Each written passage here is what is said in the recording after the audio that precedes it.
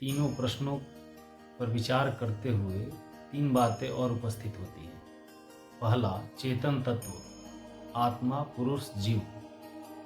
मतलब दुख किसको होता है?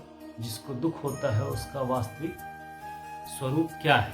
यदि उसका दुख स्वाभाविक धर्म है तो वह उससे बचने का प्रयत्न ही न करता। इससे प्रतीत होता है कि वह कोई ऐसा तत्व है जिसका दुख और जड़ता स्वाभाविक धर्म नहीं है। वह चेतन तत्व है। इस चेतन आत्मा के पूर्ण ज्ञान से तीसरा प्रश्न हान सुलझ जाता है, अर्थात आत्मा के यथार्थ रूप के साक्षात्कार स्वरूप स्थिति से दुख का नितांत अभाव हो जाता है। दूसरा है जड़ तत्व, प्रकृति जिसको कहते हैं। इस चेतन तत्व से भिन्न, इसके विपरीत किसी और तत्व के मानने की भी आवश्यकता होती है, जिसका धर्म दुख है, जहाँ से दुख की उत्पत्ति होती है।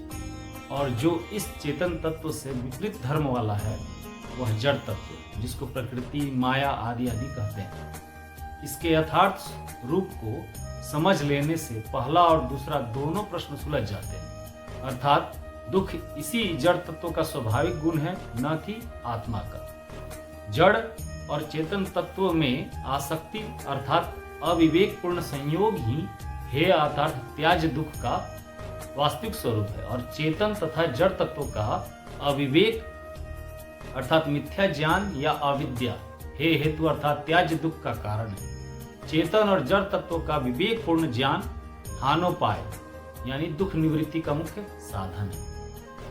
चेतन तत्व यानी परमात्मा, पुरुष विशेष या यूं कहें ईश्वर, ब्रह्म।